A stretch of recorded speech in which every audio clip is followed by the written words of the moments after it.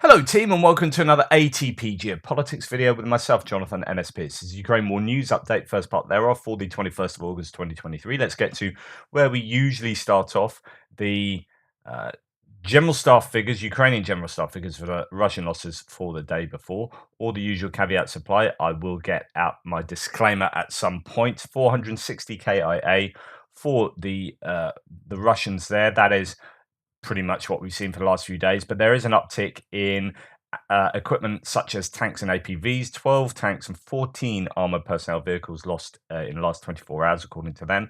That pretty much tracks with what I've seen online. There's been a lot of footage coming out of lost Russian vehicles. So I think there has been some pretty active areas of the front line.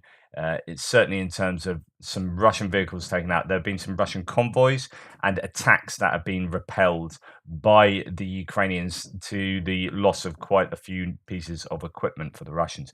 19 artillery systems and 2 multiple launch rocket systems is another bad day for the Russians on that front. Every day is a bad day for their artillery. Who would want to be a Russian artillery crew member? And of course, every time we see these days where you've got around 20 pieces of artillery lost, you are losing, no doubt, crew along with that, some crew at least. There is a degradation not only of their equipment, but of their trained expertise in terms of artillery here. So that is, yet another bad day for the Russians. 5 drones, not from last night, but the night before, no doubt, and 12 vehicles and fuel tanks, 4 pieces of special equipment. That will also hurt. We have examples of pieces of special equipment being taken out each day, sort of Muron surveillance equipment, or other types of ISR, intelligence, surveillance, reconnaissance, electronic warfare equipment, so on and so forth. Right, let's go and look at what Oryx has totted up in terms of the last 24 hours. I haven't seen too many Oryx summaries recently, but here's one that I caught last night. 23 Ukrainian pieces of equipment. What did we see in there? Quite a few bits of equipment that are used to transport people, essentially. So your infantry fighting vehicles and MRAPs and such, like Humvees and whatnot. They seem to take up most of the equipment losses, and that's what you would expect given an offensive time period for the Ukrainians. 4 unknown IMVs. These are all the sorts of vehicles that they're using to get their troops to the contact line. Now, they are using fewer sort of tanks and arguably fewer of their newer infantry fighting vehicles to do some of those kind of vanguard attacking. They're using predominantly infantry-based assaults in many places, and then maybe supporting a bit later when they have some kind of traction in these areas. Now let's go and see what the Russians have. And actually, well, we had, what was it, 23 for the Ukrainians. And these are, remember, visually confirmed pieces of equipment. So this is your definite losses here. And the totals for the Russians are a lot more. Something's going wrong there. So yeah, 65 losses for the Russians. Quite a few howitzers, as you can see, artillery, as you would expect as well. Fair number of tanks, 2, and then a lot of infantry fighting vehicles. Their armored recovery vehicle, antenna module for a communication system. That will be a bit of a sore loss. I think on the there is a radar lost on the Ukrainian list as well, which is, that's a high value piece of equipment the Ukrainians will rue losing. But you can see that the Russians are losing quite a bit of equipment. And then when Andrew Perpetua, the mapper that I rely on quite a lot, he also tots them up and shows an advantage to the Ukrainians here, with the Russians losing more than the Ukrainians. We have 3 pieces of electronic warfare that will feed into this kind of special equipment category to the bottom of the general staff list. And then you have quite a lot of Russian tanks taken out. T-80s through T-72s, and then other unknown ones. Some artillery, some infantry fighting vehicles, and then onto the Ukrainians, we have another Strela air defense system lost. They've lost quite a few of those over the last week, it has to be said. APZs and infantry fighting vehicles make up really the rest of that. So yeah, it's I'd say that's fairly good news for the Ukrainians. Still, their offensive is taking place. It's grinding through some of these places, but the ratios do seem to be in their favour at the moment. These things can change, though. It's fairly dynamic, as you would imagine. Right, let's go and see if we can get a flavour of what's going on in terms of some of these figures. Russian soldier admits proudly his comrades were killing POWs. So it's not so much for the figures here, but some of the activities of the Russians, and again leads you to wonder, whether there are really seriously any pro-Russian voices, such as the people in my thread. You know who you are, my threads. Do you defend this? So here is a Wagner PMC fighter, Antipov, saying in an interview with a local outlet that his unit executed prisoners of war. So these are war crimes. So he's admitting to war crimes, including one Polish volunteer. Antipov was in prison for murder, then recruited and now lives freely in Russia. So a guy, a convict recruit, working for Wagner, who are themselves, an outsourced military unit for the Russian armed forces, freely committing war crimes and being proud of it. Is that what you like? Do you defend that? How do you feel about that? Yeah.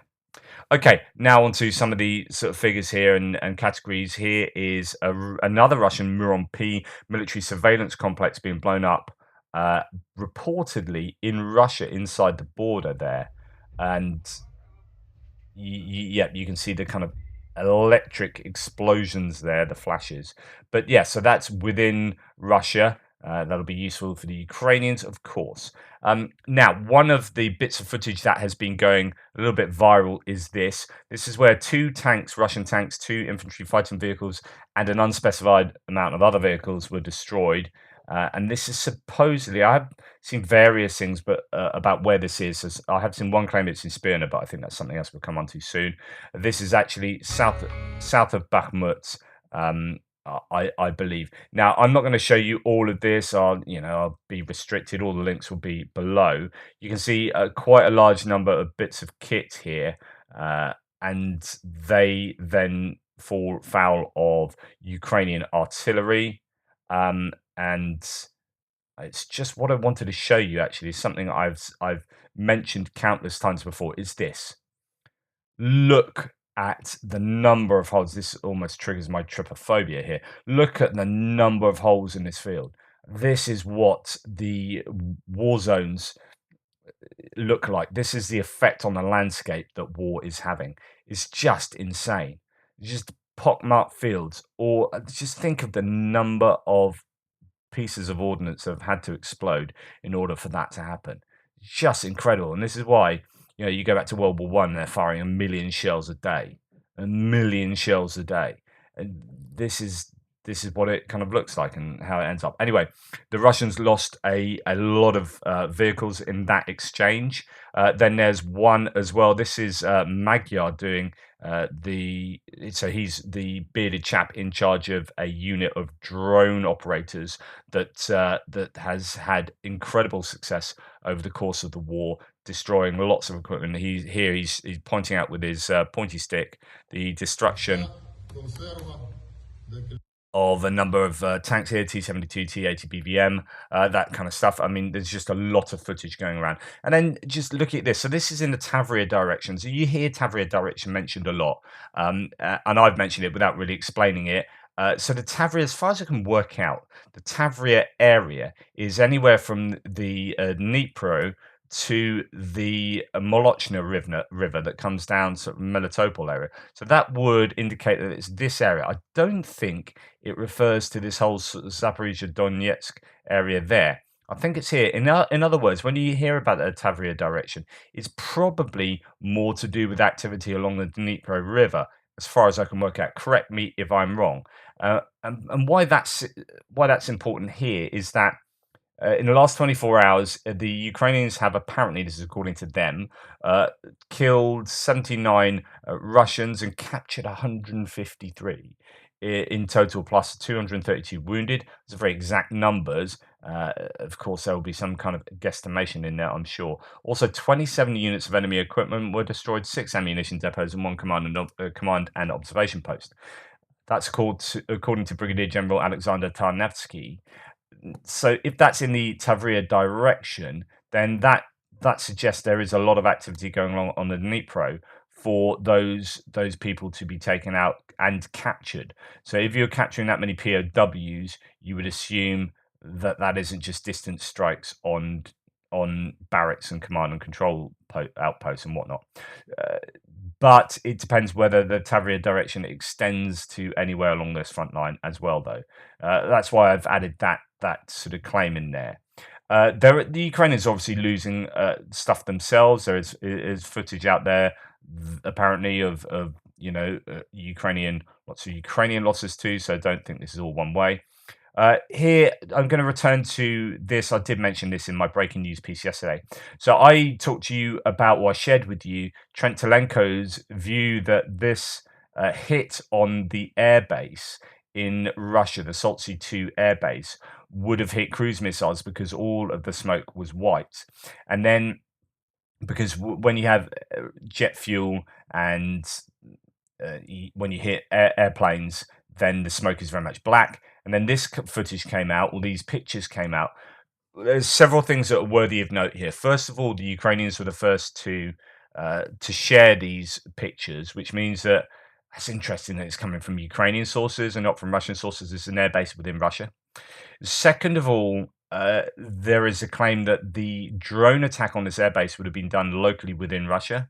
We've seen that on top of an FSB building within, was it Novograd? Or somewhere in Russia, a Ukrainian flag was raised. So there are people within Russia who are doing this. There are claims that many of the drones that are hitting Moscow are actually released within Russia. So the Ukrainians are active within Russia. They have.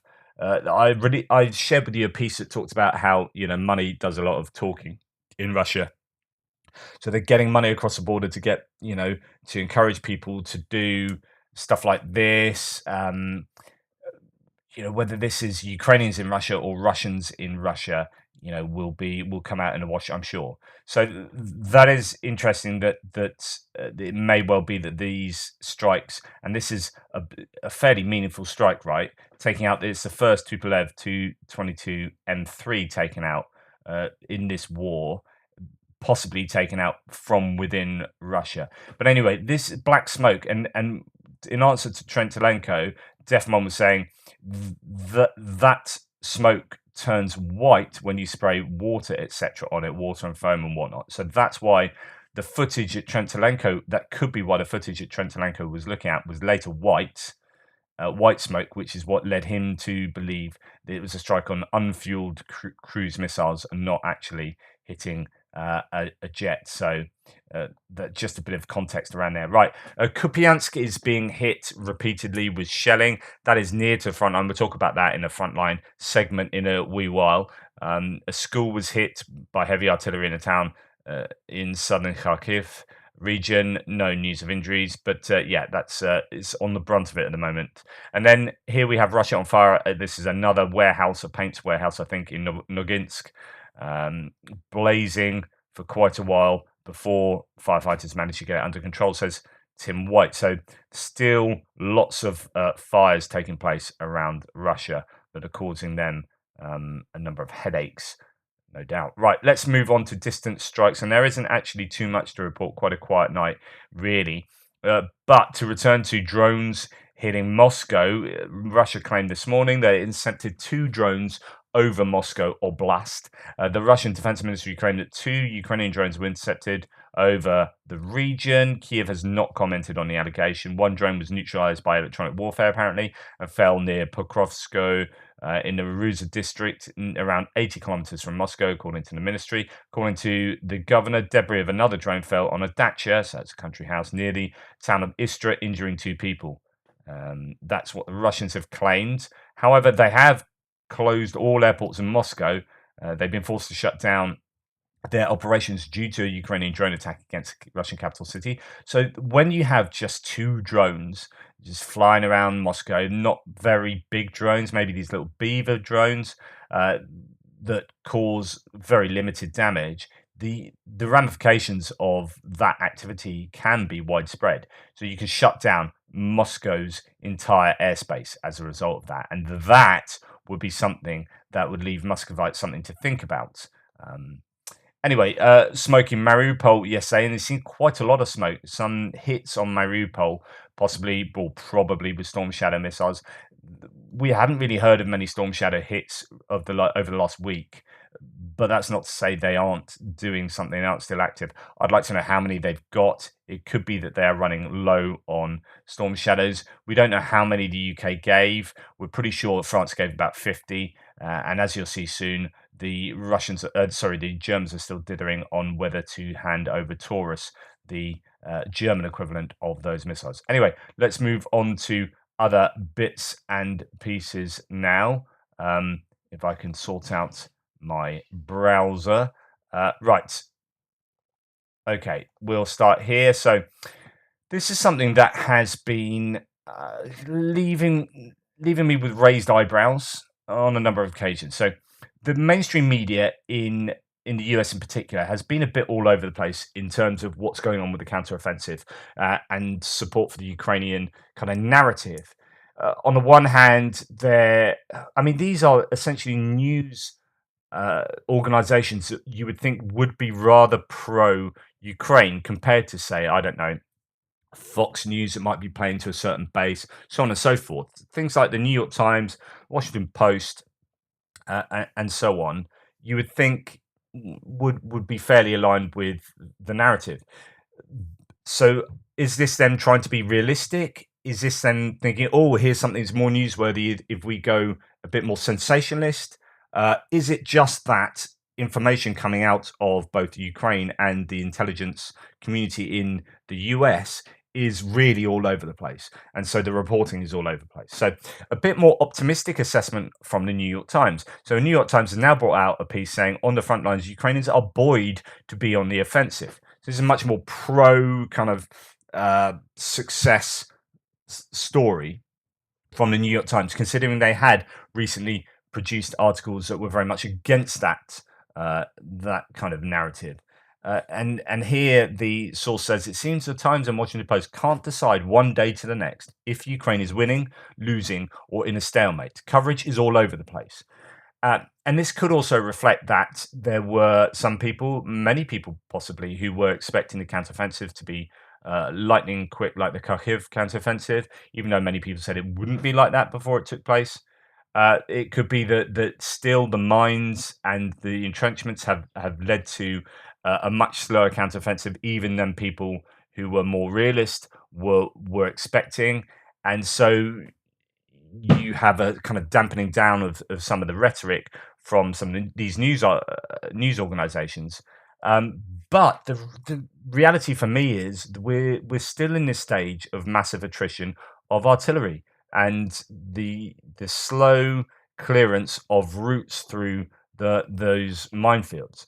We're still in that stage. We're still not in the massive counteroffensive stage, although some people are claiming that there are more units that are being evidenced on the front line at the moment. Anyway, just a little bit of analysis there and some kind of interesting reflection on what's going on. Sorry, there's a bit of work going on in the house if you can hear some noises. Interesting reflection on what's going on in terms of the mainstream media narratives. Take the Washington Post here. It says Ukraine appears to be running out of options in a counteroffensive that officials originally framed as Kyiv's crucial operation to retake significant territory from occupying Russian forces this year. Sorry, I still have some electrical work taking place on the house that was interrupted by the holiday. So there were lots of faults found when they did a fault finding. Ugh. Anyway, so yeah, here we have this idea that there is a time constraint on the Ukrainians, like they have to do it by the end of this year, or what? You know, okay, the weather's going to change, but the Ukrainians are interested in retaking their territory that is theirs, liberating their territory. Like they don't have to do it by a certain time. The only time constraints are on whether are only time constraints are relevant in the context of whether allied nations will tire of supporting Ukraine. Otherwise, they just need to do what they need to do when they can do it. And if they're coming across obstacles that mean they have to do things more slowly, then they have to do things more slowly. But these kind of ideas uh, that if they don't do it by the end of the year, it's a failure, are setting up the Ukrainians to fail, and that is not useful to anyone, and it's kind of completely unfair. It's if I'm building an extension to my house or something, and I come across some really difficult ground to dig, and it's going to take me an extra week to do it, like I'm not going to fail to build the extension to my house. It's going to take me a week longer. Do you know what I mean? It's like it's this kind of failure concept is, I think, a real problem here. Anyway, that's just me having a little bit of a whinge, as you'd expect. Moving on, we have Odessa being opened up. Several beaches have officially reopened in Odessa, Ukraine's seaport city, which remains a target of Russian drone and missile attacks. The coastline has been closed since the beginning of Russia's full scale invasion. We're going to return to the Odessa coastline soon in the geopolitical part. But while there are some restrictions, this is obviously really good news for people wanting to access kind of normal life as much as possible in the area, and just shows that I was talking about this with regard to whether you spend money on cultural things and stuff that isn't exactly to do with the war, or whether you had to spend all your money on war efforts when you are trying to run Ukraine. And it's that difficult kind of trade-off, because you want people to have something to live for. You want people to still enjoy their lives as much as humanly possible, rather than live in abject, poverty, because every single penny is going towards a war effort. But then, if the war effort doesn't succeed, then you don't get all this other stuff on a long-term basis. So it's this real trade-off that takes place. But I think it's great that something little like this, they've been able to clear up the beaches and make them safe with anti-mine nets out to sea, which is how I understand it. Yes, with some restrictions in effect, Ukrainians can now swim within designated zones protected by anti-mine nets. So that is fantastic news there. Right. Now, for those pro-Russian voices or pro-Kremlin voices who say, hey, cluster munitions are an escalation, and I can't believe that Ukraine are using cluster munitions, is absolutely terrible. It's a bit like they're saying about F-16s at the moment. It's an escalation. No, it's not. You're using your planes. No, it's not. You're using cluster munitions. Here's a Russian cluster munition. AO 2.5 RT bomblets found in Ukraine, kill radius of 20 meters, contained in an RBK 500 aerial bomb with up to 100 bomblets dropped en masse. These in Syria, so we know they've used them previously. So yeah, hypocrisy from the Russians for sure. Right, that's me done for part one. I'll leave part two until the tapping has stopped. I do apologise for any oral concerns you might have. Thank you so much for your support. Please like, subscribe, and share, and I'll be back with you for part two shortly.